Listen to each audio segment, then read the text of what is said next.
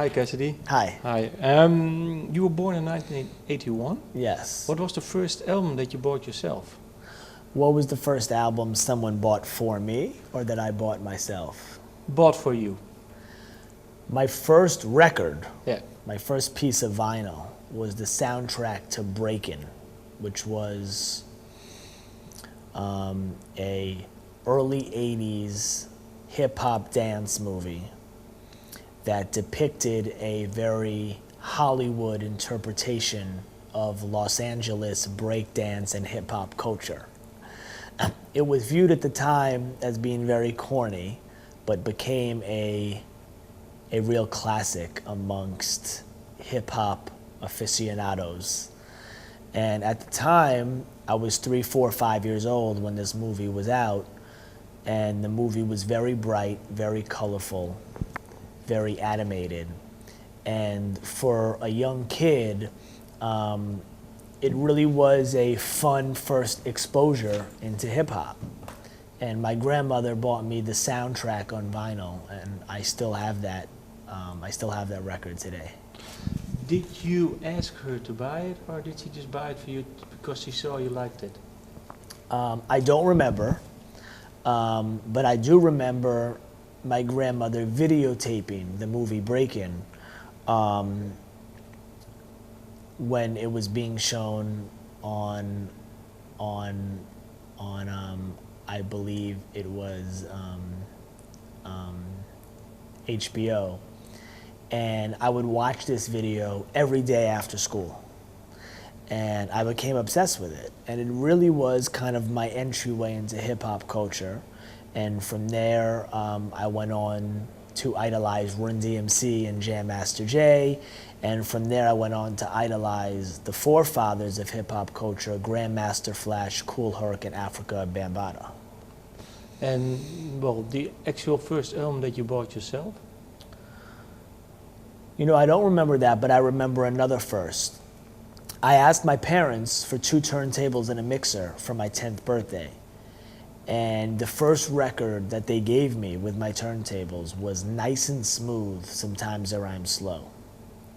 And Nice and Smooth at the time was a very big act in hip hop.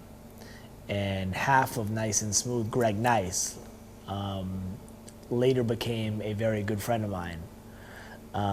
So very interesting to kind of watch things come full circle. What did you like about hip-hop when you were young?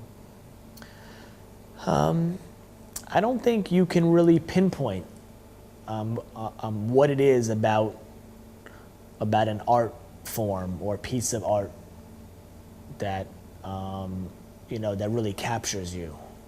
When you go to a museum and you walk past walls of paintings and you stop in front of one, you can try to explain it. You can say, I like the colors. You can say, I like the subject matter. I like the brush strokes. I like the depth. But at the end of the day, it just captivates you. It captures you. I could say I loved the energy of hip hop. I could say I love the colorfulness of the fashion. I could say I love the rebelliousness of a lot of the music.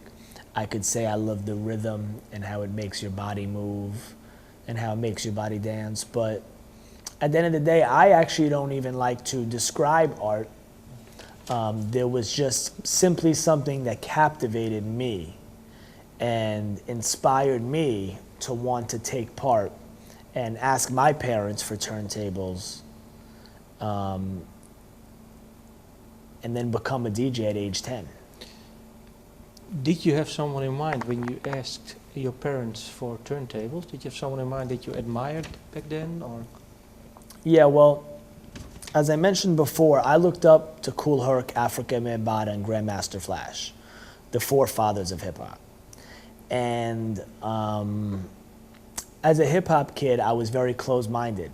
I thought that in order to fully embrace hip-hop, you had to hate everything else.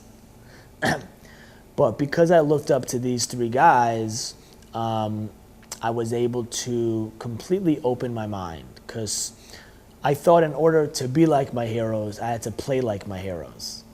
So I started researching what kind of music these three guys played. And I realized that they weren't playing hip hop because there was no hip hop when they started. They were creating the culture by playing all kinds of music. They were playing soul, rock and roll, disco, funk, reggae, Latin music. They were playing all kinds of music and bringing them all together to create this new sound. And that completely fascinated me and completely opened my mind up and made me made me want to be the kind of DJ that would play all music for all people all over the world. That was my motto as a little kid and still is my motto today. When did you find your own style? Do you still recall? Because you were 10, it was 1981. How long did it take you to, or actually develop the style that you have now?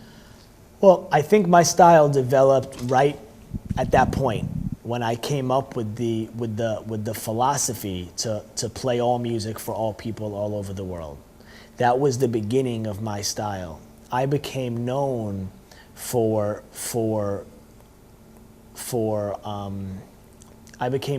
being the DJ that could go anywhere, any kind of club, any kind of party, in any country, in any continent, anywhere in the world, and put any kind of crowd in front of him, and he would rock that party.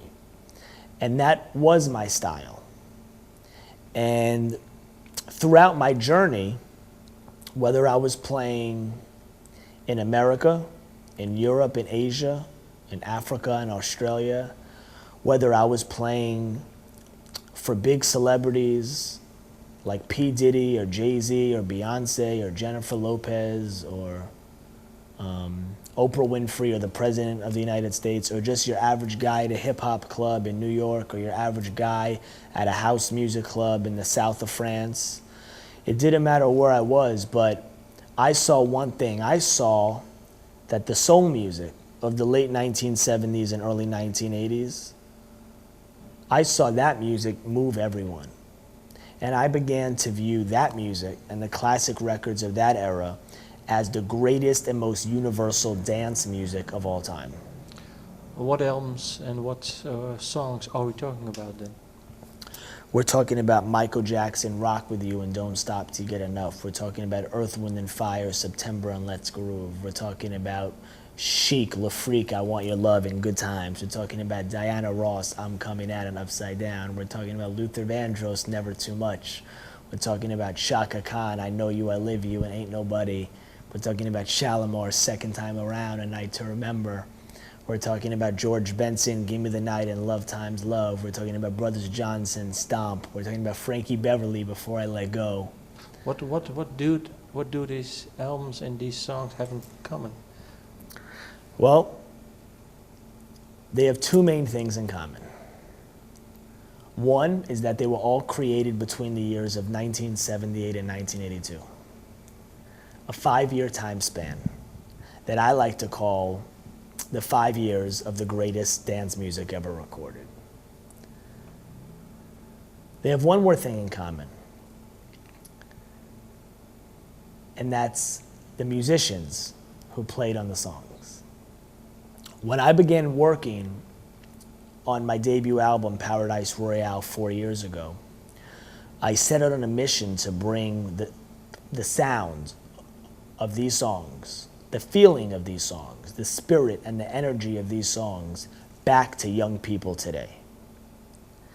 And I put my favorite 25 songs from that era in a playlist, and I put them in chronological order, and they all fell between the years that I just said, 1978 and 1982.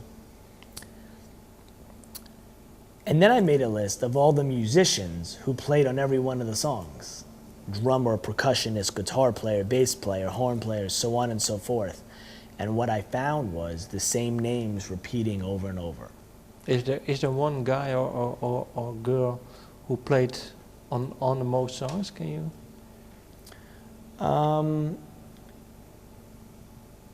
I don't think there's one clear winner, but there's people, you know, at the beginning of this process, Saida Garrett, who's a songwriter, a legendary songwriter, and most known for writing Man in the Mirror for Michael Jackson. She drove me to Ray Parker Jr.'s house in Calabasas, California. And I'm telling Ray about my vision and how I want to put together this album. And he says, would you mind flipping through the 25 songs of inspiration?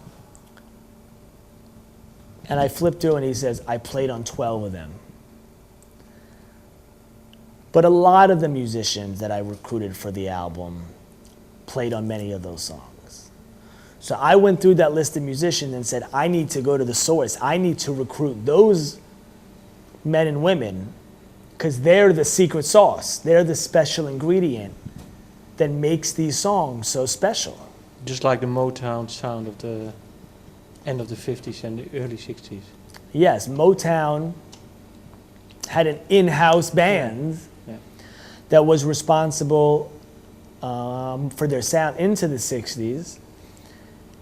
And although this wasn't a band, it was individuals often put together by the same artists and producers. For example, Quincy Jones put many of these musicians together while recording Off the Wall and even Thriller.